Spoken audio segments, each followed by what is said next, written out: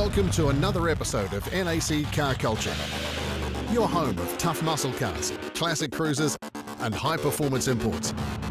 Kindly brought to you by the good people at NAC Insurance, Teng Tools and Mount Shop. Coming up on this week's show, Bay Rodders bring back the street corner for the NZHRA Street Rod Nats. Showing the public that we use our cars, and there's some very tough hot rods entered this weekend. And we've got Supercharger 101 from Owls Blowers in Auckland. If you can find a way to put more air into the engine, then you can put more fuel in. But first, thanks to the team at Mount Shop, it's time to catch up with Dainam Templeman as he makes the jump from his 2JZ-powered RX-7 to a freshly built BMW Coupe. Just the thing to keep him busy heading into a new D1NZ Drifting Championship Series. Without it, I think I'd go nuts. You know, I'm definitely not a go to the beach and do nothing sort of person. I last about 20 minutes and I want to dig a sandcastle or you know, do something. I think I've got to always be busy and always have a project on, and so this sort of takes it really good.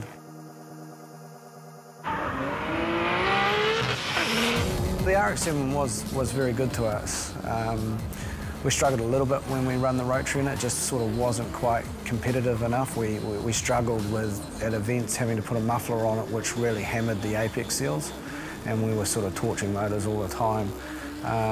We then made the change to a Toyota motor, a 2JZ motor, and from there on in we sort of fell in love with how great that motor was, and we've been lucky to, you know, be pretty successful with it. It's been very good to us. With Toyota's transplanted 2JZ providing a more reliable package than the rotary, Dainam piloted a series of RX-7s over 6 D1NZ seasons, as well as venturing east to compete in Formula D Asia.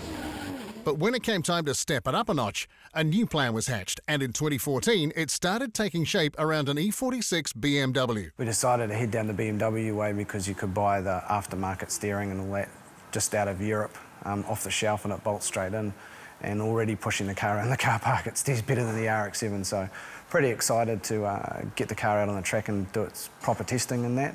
It's got all the same running gear that we run in the RX-7, so we know we're all new to that. It's just going to be the different chassis sort of dynamics of what we're going to have to get used to. So, the first step in building a BMW for drift? Throw most of it away. Yeah, a lot of it went. The motor went, the gearbox and the differential went. Most of the body panels have been replaced by a kit out of Europe, HGK Motorsport kit. One of our trusty 2Js is in it, a 6-speed Hollinger and a Winter's quick change diff, which we run in one of the RX-7s. And yeah, the Wisefab suspension, we're lucky we've got a new sponsor on board, Fortune Auto out of America, which is a very trick shock, which will be really nice to work with. And then, you know, all of our other key sponsors have come on board as well. The Fortune Auto Dreadnought Pro coilovers feature external reservoirs and are complemented by custom sway bars and Wisefab adjustable rear arms, while the factory BMW brakes are deemed up to the task, although now aided by a tilt and pedal box and a DBA hydraulic handbrake. After the steering proved a major challenge in the RX-7, the availability of aftermarket setups was a key factor in the shift to the BMW platform, and Wisefab's FD legal lock kit is charged with the task. It's all been tried and tested, you know. We spent probably 2 years developing the steering on the RX-7, and from the outside it looks like it works, but when you see the in-car footage of myself in the car, it looks like I'm in a bar fight in a telephone box. So there's sort of arms and elbows going everywhere. This is why we went to something we could buy off the shelf that's proven, bolt it in, and it gets the job done. You know, that way we can focus on more chassis setup on the car rather than trying to, you know, paint ourselves out of a box. Dainam and the BMW will compete in the upcoming Demon Energy D1NZ Drifting Championship with the continued support of NAC Insurance. But they're not only getting behind the pros with the NAC Grants program designed to lend a helping hand, whether you're hitting the track or the street. The grants program is not just to get them involved in the sport. They've got sort of three or four categories, helping you get a paint job or helping you put new tyres on your car or anything. It's basically just trying to give back to people that are into cars, and that it doesn't have to be that you want to compete. It's just whether you've got a love of cars and a passion for cars. So you've got to head along to their website and read the details and see if you qualify for it. But you know, if you don't try, you're not going to know. So.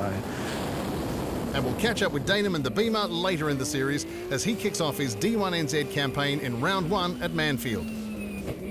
I hope it's like everyone that rolls out onto the track is to try and win the championship straight away.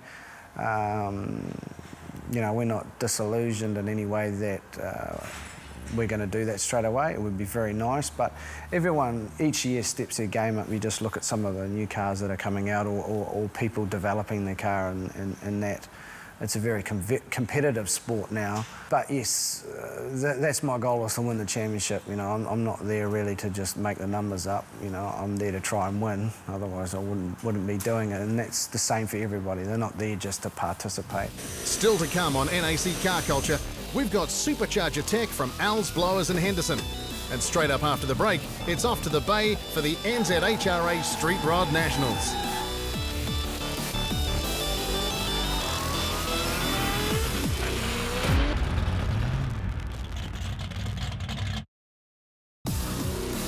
You're tuned into NAC Car Culture. We talk all things supercharger on Al's Blowers a bit later in the show, but first up, we've got all the action from the NZHRA Street Rod Nationals.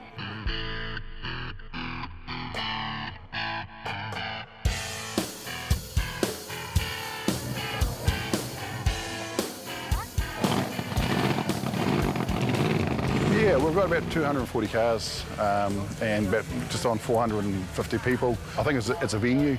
Mount Maunganui is a good place to come to holiday too, and the weather is normally good, so it's good to have them all here. I really love the Nationals because people drive their cars. You don't trailer them anywhere, and some of the top hot rods here are big dollar cars, and they just drive them. As you can see, it's a good cross-section, street machines, street rods and hot rods. The late model cars. To a lot of people like me, we've been doing it for over 30 years. It's a social get-together. Cars are a big part of it, as you know, but the people are a bigger part. Hosted by the crew from Bay Rodders, the Nats were held over Labour weekend. And while Saturday was a pretty damp affair, Sunday was all shine and sunburn as the cars and crowds made their way to Mount Maunganui's Classic Flyers Museum and Cafe. It gives us a chance to show the public face of NZHRA and the member clubs, the types of cars, the varieties of cars, and yeah, it's the face of the organisation to the public. Today we're here to showcase to the people who aren't in clubs. It's cool to be in a club, you know. Our people get together and work on each other's cars, and that's what it's all about. And you being in a club, you know, it's just a friendly place to be. The Bay Rodders' take on the Nationals included a big nod to yesteryear as they brought back the street carter.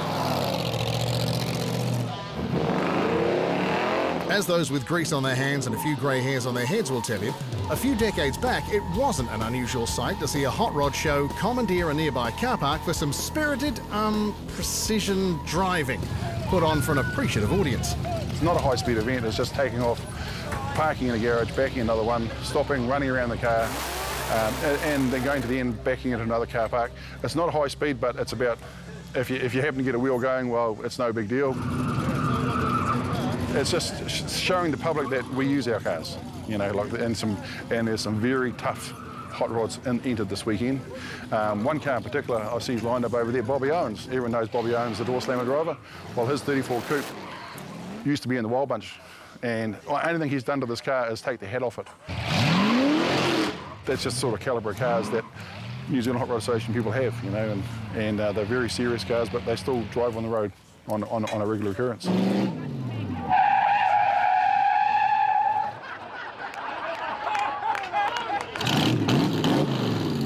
And while the red tape has hindered the fun of late, all the extra effort involved proved well worth it, and the street carter was a real highlight of the weekend.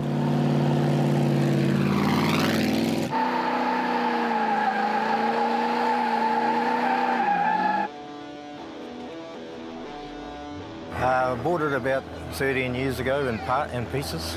It's a 1957 Sports Coupe Bel Air. It's a twin 4 car, a pretty rare car, 283. I started out, it was going to be restored to absolute stock, and changed my mind, and it's not stock.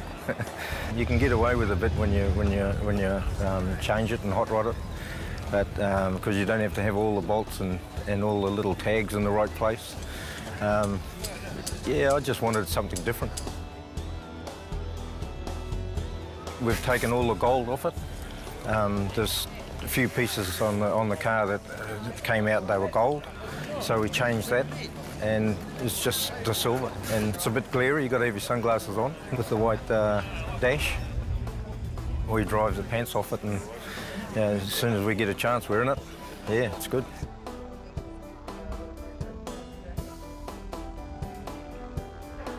Well, I actually brought it to give to my wife. It was a cunning ploy to get her into hot rodding because she pretty much despises us all. Well, no, I shouldn't say that. She enjoys the Oldsmobile we've got, but it was a cool little way of getting another little truck into the fleet and sneakily past the financial situation by saying, honey, it's your truck. She doesn't like it. It's obviously a cut-down sedan, as most of the Model A pickups are in New Zealand. It's been around for quite a long time. Comfort's a problem in it. Goes well, handles well, just no leg room. If you've got the cool factor, the comfort factor doesn't really come into it. It's got a Jag chromed rear, normal small block Chev 350 and turbo 350. Pretty straightforward hot rod stuff. I-beam front axle. First street rod nationals I've ever been to. I've been to a lot of pre-49 stuff and ordinary rod runs, but this is excellent. This is one of the few times I believe that hot rods have almost outnumbered street machines. And excellent turnout and excellent organisation so far. Weather's been a little bit sad, but hey, we're Kiwis, we can deal with that nonsense.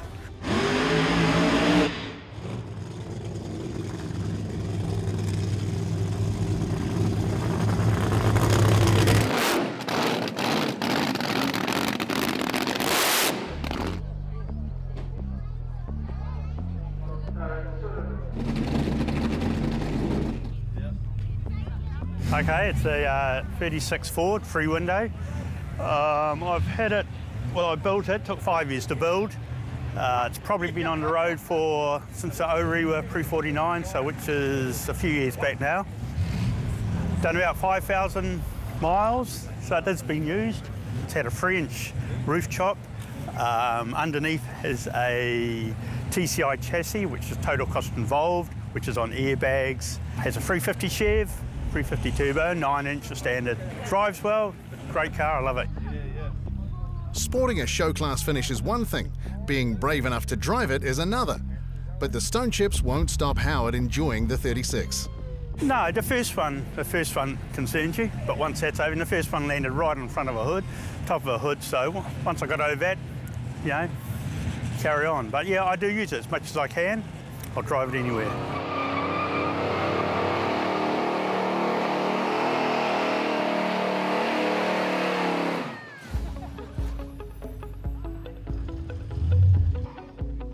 It's a 40 Coupe Deluxe. We brought it in Tucson, Arizona in 2013 when we were over in America.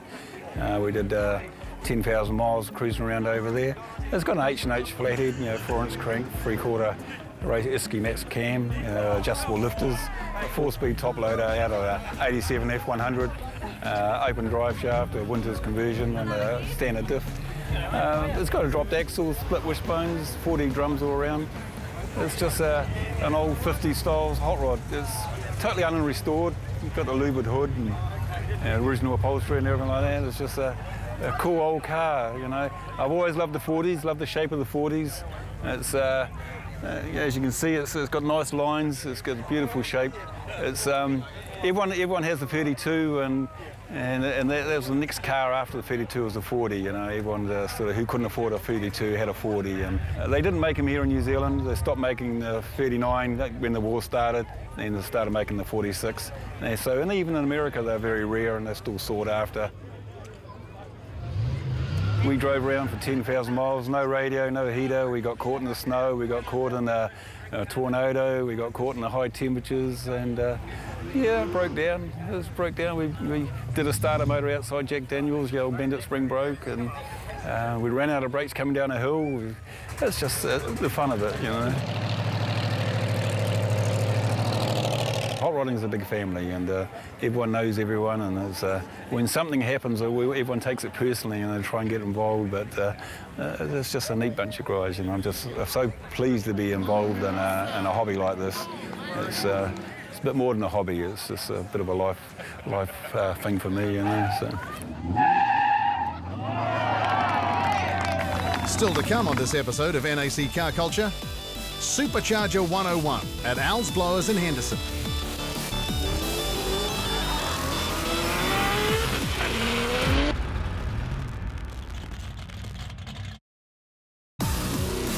Welcome back to NAC Car Culture, your home of tough muscle cars, classic cruisers and high-performance imports. Right, thanks to the team at Teng Tools, it's time to drop in for some tech at Al's Blowers in Auckland.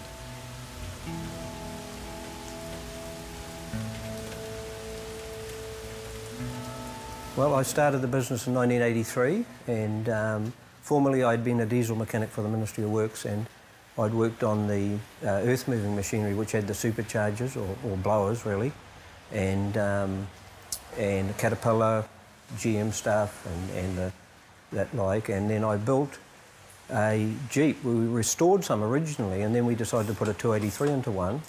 And then after that, we decided to put a supercharger on, and I had a 471, so I put that on. I think it was the first successful street supercharged engine in a hot rod in New Zealand. There was a bit of stuff, of course, going on at the drags, but not on the street. You didn't just have the information, it wasn't at hand. There was no internet, and you know, you would just read the American hot rod magazines, and we went through some issues with it just to get it right, and you just kind of learn out of experience. And from that, I think I was about 13 years with the government. In 1983, they'd closed down some of the motorway systems at that time, and I decided to start my business.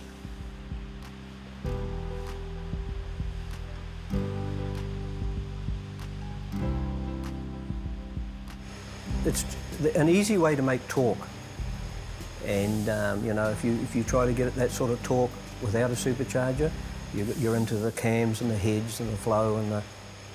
And you can pretty much run them on a stock engine, probably push 5, 6, if the engine's good, 7, 8 pound of boost. You maybe do your valve springs, have better valve springs and a good ignition, and you can get away with making quite a bit of power out of a stock engine. A lot of the guys that I sell them to, they're looking for moderate boost and that look, the garlet scoops, and the guys will go to the dual carbs or the single carbs. Even the carbs are still popular today, even with fuel injection. Guys like the carbs. Even in America, it's pretty popular. Nothing quite says old school horsepower like bolting a supercharger on top of your engine. But while a stack of metal poking out of the bonnet sure looks and sounds the goods, the primary purpose of a supercharger is to force feed the motor.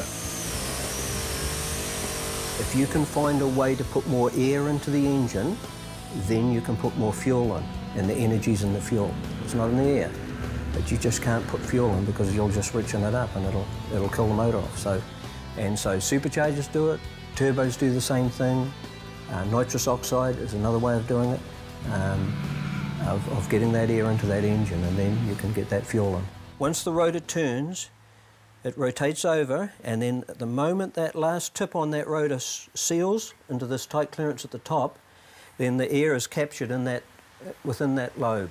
At that point, the air goes into the intake manifold. It's got nowhere else to go but through the engine. If the engine can't use it, fast enough, it'll start building up pressure, and that's what people call boost. And that's why when say for a certain engine, you might put bigger heads on, and then the boost will drop. You put headers on. Anything that changes airflow through an engine, anything, will affect boost. While a healthy stock motor can see easy gains from a supercharger pushing as little as 5 or 6 psi, the other end of the extreme is of course the drag strip, where motors are built to handle 70 psi or more. And when you're talking numbers that big, the motor often needs to be heading towards 4-digit horsepower just to turn the supercharger. But back on the street, it's all about getting the setup dialed in right. If that's set up right, they'll start, they'll run, they'll be reliable, and not only that, a lot of times they'll get even better economy, believe it or not. But you've got to have certain things right on them, otherwise they'll bite you. That's us for another episode of NAC Car Culture. Coming up next week, we hit Medi Dragway for the Speed Science Honda Drag Battle. These kind of days, there's no judging, there's no posturing, you know, it's just good fun. We check out Dean Mitchell's supercharged SS Ute. It's a lot of fun, and it is addictive. And meet the Go Fast guys at Marsh Motorsport. I'm spoilt now. everything I drive from now on, I'll be spoilt because I'll think it's slow. See you then.